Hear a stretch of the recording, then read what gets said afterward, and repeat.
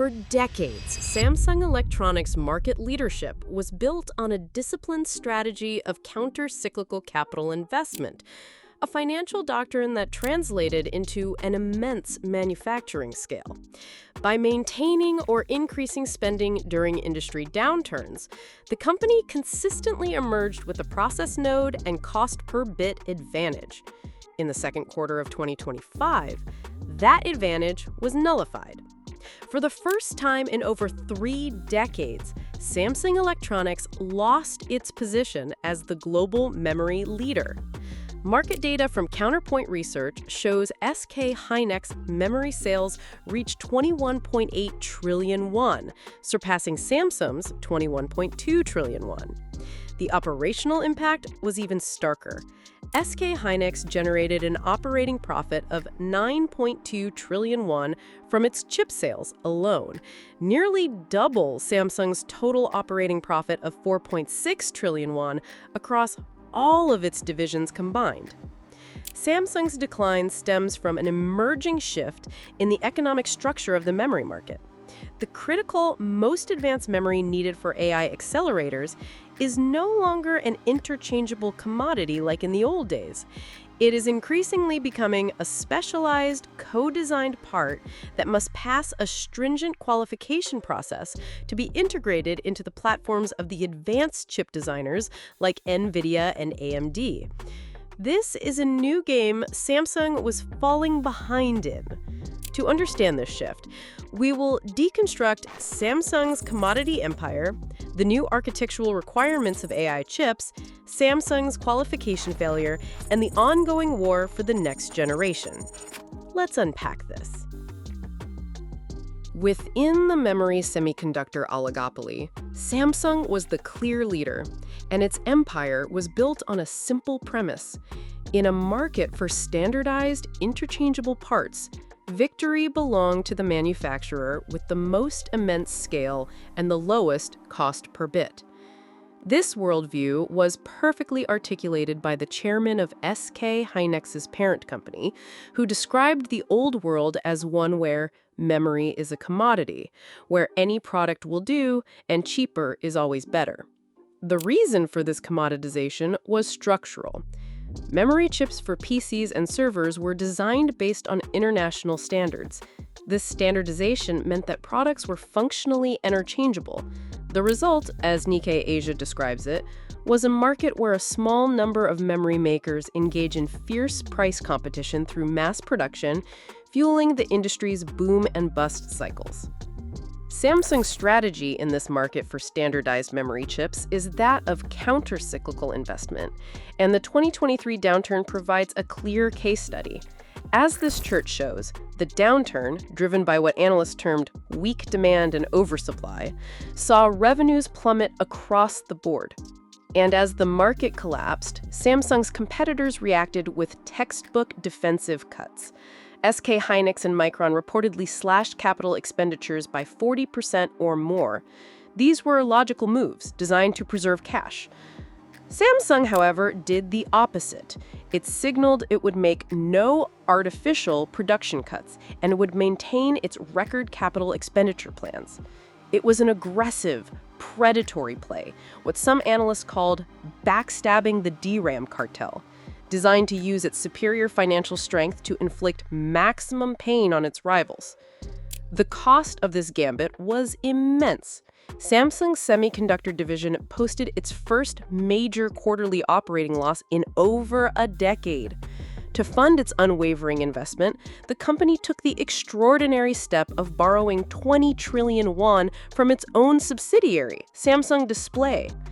The strategic objective was clear: emerge from the downturn with the world's most advanced, high-volume capacity, ready to capture the rebound while its competitors were still ramping back up. It was the ultimate expression of its commodity-era power. But Samsung's bold plan, built on the logic of mass-producing standardized parts, was misaligned with a new architectural era. The battle for AI memory would not be decided by manufacturing scale alone. It would be decided by architectural partnership and qualification. a battle for which Samsung's massive 2023 investment was aimed at the wrong target. The rise of artificial intelligence created an entirely new kind of computational demand. Nvidia's GPUs became immense processing engines, capable of trillions of calculations per second. But these engines were being starved. Traditional DRAM, the workhorse of the commodity era, couldn't supply data fast enough. This created a critical architectural bottleneck, a problem that the systems architects at Nvidia could not solve with the faster GPU alone. They needed a fundamentally new data highway. The solution was high bandwidth memory, or HBM. This technology involves stacking memory chips vertically, delivering the massive data throughput required for complex AI applications. As S&P Global Market Intelligence notes, HBM's, quote, significantly faster data transfer speeds make it a crucial component for training and running large language models, unquote. The financial stakes of this technological shift were immense. A Bloomberg intelligence report projected the HBM market would explode from $4 billion in 2023 to $130 billion by the end of the decade, a compound annual growth rate of over 40%. But this new, high-margin world operated under different rules. Access was not determined by the manufacturer. It was controlled by a new gatekeeper, the system's architect. And in the AI era, that architect is Nvidia. Their stringent qualification process became the sole point of entry. The new demand was not for a standardized part, but for a deeply integrated, co-designed system. As a senior executive at SK Hynix explained to Reuters, clients like Nvidia want specific performance or power characteristics. Memory had transformed into a high-value engine, making up as much as 30% of the final AI accelerator's cost. So, how did Samsung, the world's most capable memory manufacturer, respond to this new architectural demand? The evidence shows they viewed this transformative technology through the lens of their old commodity empire. According to industry expert Chi-Yuan Liu, Samsung was an early experimenter with memory stacking, but because the initial market was small, they failed to give it strategic priority. As Liu explains, while SK Hynix saw HBM as a crucial future market, Samsung ultimately dismissed it as a niche business. This decision to treat the future of AI as a side project is the root of their current crisis. It was a choice born from a deep-seated corporate culture that was about to be put to a test it could not pass. The first public sign of Samsung's crisis arrived in the form of a devastating piece of news. By June 2025, reports confirmed that Samsung had failed to pass Nvidia's stringent certification process for its latest HBM chips. Nvidia CEO Jensen Huang even delivered the verdict publicly. When asked about Samsung, he gave what was described as a cool response, stating he was still waiting for Samsung's HBM to pass testing because the company had engineering hurdles to overcome. This public failure was a major setback. While its rivals SK Hynix and Micron were shipping their most advanced products, the world's largest memory maker was still waiting in line for approval. This was not a simple misstep. It was the direct result of a critical technological error. According to industry analyses, Samsung's struggles stemmed from its own 1A nanometer DRAM process, a technology compromised by a flawed implementation of EUV lithography, which led to performance and yield issues in its HBM products. But this technical problem was a symptom of a deeper cultural one, driven by a leadership that prioritized immediate returns over long-term vision. Samsung's failure to pass Nvidia's certification was not a simple technical problem. It was the result of that deliberate strategic choice, driven by a leadership that prioritized immediate returns over long-term vision. According to Liu, Samsung's leadership had become too business-oriented, thinking like a CFO instead of a CTO. He argues, in a fast-moving industry like semiconductors, you need to have a long-term vision. That's where Samsung has stumbled. This mindset directly explains their HBM miscalculation. Their focus on immediate financial returns meant they failed to adequately prepare for the rise of AI. This short-term focus fostered the exact risk-averse culture that ultimately drove away its top engineers. As a bombshell investigation by the Chosun Ilbo revealed, top talent fled Samsung to SK Hynix to escape what one engineer called a culture of falsified reporting, where problems were downplayed to avoid blame. Another former engineer stated the court issue. The first response to any new proposal at Samsung was a chilling question, will you take responsibility if this fails? He added, that alone kills innovation.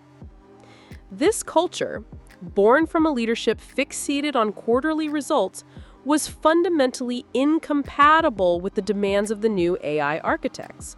While Nvidia required deep, collaborative problem-solving for a technology that was still evolving, Samsung's rigid hierarchy could only offer short-term guarantees.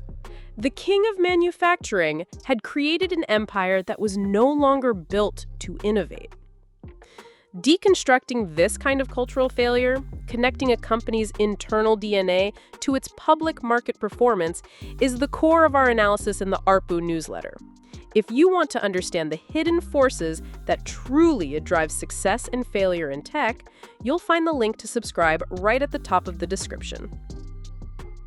While Samsung's culture stifled this, SK Hynix was fostering a fundamentally different engineering environment, one that would prove better aligned with the demands of the new architect-led era. This cultural difference is most visible in their core engineering strategies, with the 1A nanometer DRAM process serving as the proving ground. In a bid to leapfrog the competition, Samsung aggressively applied cutting-edge EUV lithography to 5 layers of its 1A DRAM. It was a bet on overwhelming the market with superior technology. In contrast, SK Hynix took a more pragmatic path, applying the new technology to only a single layer, prioritizing process stability and yield. Samsung's gamble backfired. According to a detailed report from ZDNet Korea, the technical complexity of their approach reduced process stability during mass production and compromised the performance of the underlying DRAM. When these flawed DRAM dies were stacked into HBM, the problem became a fatal one.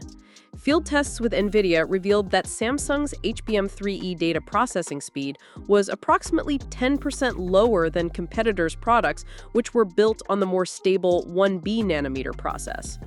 The company that prided itself on quality first was now delivering an inferior product. This technical failure is why, according to former Samsung engineers, SK Hynix's model of bottom-up decision-making and open internal competition proved superior. It empowered engineers to solve problems and deliver the reliable performance an architect like Nvidia demands. This environment didn't just create better technology, it attracted top talent, often directly from Samsung. Choi Jung-dal, a former recipient of the Proud Samsung Award, is the executive who now leads the development of SK Hynix's world-leading NAND flash. The results of this winning alliance are now quantifiable and staggering. In the first half of 2025, revenue from Nvidia alone reportedly accounted for 27% of SK Hynix's entire consolidated revenue. This partnership has allowed them to dominate the new battlefield, with TrendForce projecting their share of the HBM market will reach 52.3% in 2025. SK Hynix didn't just win a contract, they leveraged a superior engineering culture to win the most valuable alliance in technology, translating it into undeniable market dominance. These strategic and cultural failures have led to a quantifiable and historic reordering of the industry. The financial data is unequivocal and stems directly from the high-bandwidth memory market. In 2025, S&P Global projects SK Hynix will generate $20.7 billion from HBM sales, more than double Samsung's projected $9 billion. While HBM accounts for only 19% of Samsung's DRAM business, it represents a staggering 42% of SK Hynix's. This is the financial result of SK Hynix's all-in bet on the new architectural demands of AI and the direct cost of Samsung's strategic miscalculation. And that nearly $12 billion revenue gap in the market's most critical segment is the sole driver of the overall leadership change. For the full year 2025, those same projections show SK Hynix reaching $49.6 billion in total DRAM revenue, surpassing Samsung's forecast of $46.4 billion. For the first time in the modern era, leadership in a single high-value segment was enough to topple the long-reigning king of the overall market. The reordering of the market is not an endpoint. It's the new baseline for the next phase of competition. The battlefield has now moved to the next generation standard, HBM4, and the dynamics of being chosen by the architect have become far more complex. Samsung, now fully aware of its strategic vulnerability, is launching a direct counterattack on two fronts. Technologically, it is showing signs of a recovery. According to industry sources reported by CE Daily, Samsung's HBM4 samples have passed Nvidia's initial prototype and quality testing, with mass production potentially beginning as early as November. But while its HBM4 samples represent a long-term technological push, Samsung is simultaneously deploying an economic strategy to gain a foothold with its current generation chips. To secure a position for its HBM3E, Samsung has reportedly offered Nvidia prices 20 to 30% below SK Hynix's. This is a direct attempt to buy its way back into the market's most critical supply chain, challenging SK Hynix on price and giving Nvidia the ability to dictate terms across its HBM supply base. Meanwhile, SK Hynix, the defending champion, is still positioned to begin mass production of HBM4 first in October. But its leadership is no longer unopposed. The company now faces a direct assault on its pricing power from a rival willing to sacrifice margin to reclaim market share. And the field is not a two-horse race. The American firm Micron has reportedly hinted that its entire 2026 HBM supply is already sold out, signaling intense demand for its power-efficient chips and solidifying its role as a critical third supplier. While the memory oligopoly continues to compete for a technological and certification lead, a new variable has entered the equation, one that could change the rules for everyone. Market rumors suggest Nvidia has begun developing its own HBM-based die. If the architect starts designing a core part of the memory system itself, the memory makers could be relegated from partners to simple capacity providers.